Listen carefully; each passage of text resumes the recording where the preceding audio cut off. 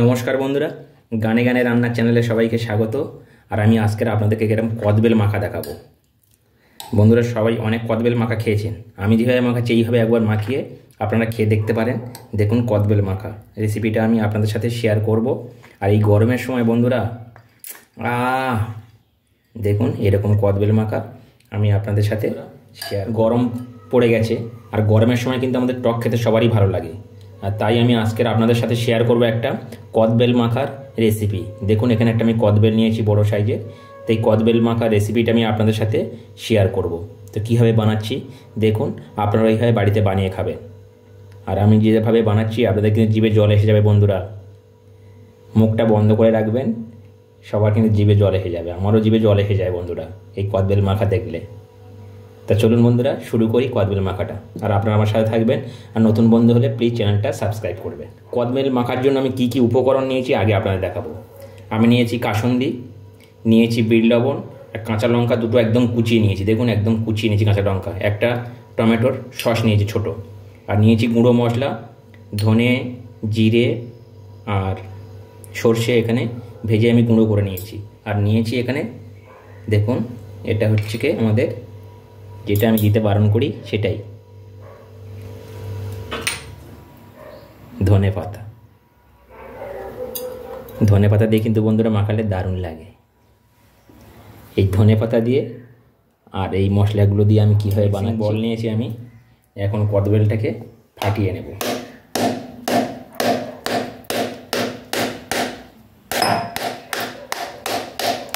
কি গন্ধ বেরাচ্ছে বন্ধুরা, দেখুন একদম পেকে গেছে।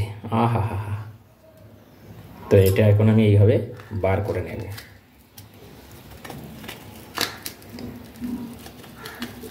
দেখুন এইভাবে একদম গাছে পাকা কদবেল বন্ধুরা। যা মিষ্টি হবে বন্ধুরা ভাবতে পারছেন না। আর এটা আমি যা বানাবো, জিভে এমনি জল এসে যাচ্ছে বন্ধুরা আমার। এইভাবে পুরোটাই বার করে নেবেন, একদম সহজ। যখনই পাবেন বন্ধুরা আমার রেসিপিটা ফলো করে আপনারা বাড়িতে এইভাবে বানিয়ে নেবেন কদবেলের মাখা। একবার খেলে বন্ধুরা বারবার খেতে ইচ্ছা করবে কিন্তু। আর আমি একটু এই টকগুলো একটু বেশি ভালোবাসি বন্ধুরা। দিয়ে দেখুন এইভাবে একটু মাখিয়ে নেব বন্ধুরা।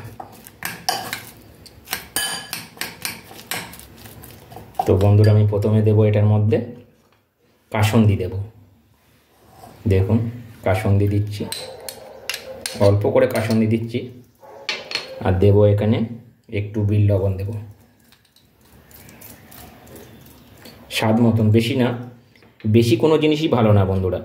দেব গুঁড়ো মশলা, ভাজা মশলা যেটা রেখেছিলাম একটু দেব, তাহলে গন্ধটা ভালো আসবে। আর যদি ঝাল খেতে চান বন্ধুরা তাহলে এরকম কাঁচা লঙ্কা দেবেন। একটু ঝাল না হলে মাখা কদবেলে দেব ধনে পাতা। দেখুন ধনে পাতা দিয়ে দিলাম, সব এইগুলো দিয়ে দিলাম। দিয়ে এখন এইভাবে মাখাবো বন্ধুরা। মাখাতে মাখাতে যা গন্ধ ছাড়ছে বন্ধুরা কি বলবো। আর এইটা গরমের সময় বাড়িতে একটু ঘুম দিয়ে উঠে আর এটা বসে বসে খেতে হবে। আর একটু আমি এমনি সাদা লবণ দেবো, বিট লবণ তো লবণ হয় না, একটু সাদা লবণ দেব অল্প করে, দিয়ে দিলাম। আর এখন দেব টমেটোর এই সসটা কেটে আমি দিয়ে দেবো। দেখুন দিয়ে দিলাম টমেটোর সসটা। বন্ধুরা একটু দেব সর্ষের তেল, অল্প করে একদম সর্ষের তেল দেবো একটু।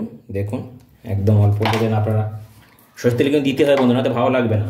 মাস্ট কিন্তু সর্ষের তেল দেবেন। আর একটু চিনি দেবেন। এই চিনি আমি দিলাম এখানে একটু অল্প করে, তাহলে টক ঝাল মিষ্টি। আহা, বুঝতে পারছেন তো বন্ধুরা।